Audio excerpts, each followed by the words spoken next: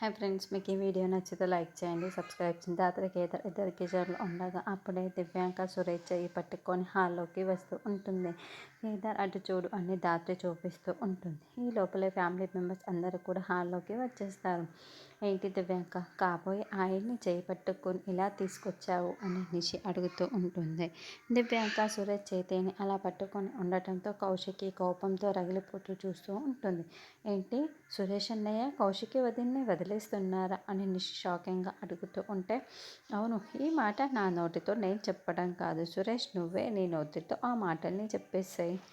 నువ్వు ఇవాళ నాతో పాటు ఇక్కడికి ఎందుకు వచ్చావు, నీ నోటే చెప్పేసాయి సురేష్ అని దివ్యాంక చెబుతూ ఉంటే, అప్పుడే సురేష్ చేతిలో ఉన్న పేపర్స్ని చూపిస్తూ ఉంటాడు. అన్నయ్య ఏంటి ఇదంతా అని రాత్రి వచ్చి అడుగుతూ టెన్షన్ పడుతూ ఉంటుంది. నేను కౌశికికి విడాకులు ఇస్తున్నాను అని సురేష్ చెప్పగానే కౌశికి చాలా షాకింగ్గా బాధపడుతూ చూస్తూ ఉంటుంది.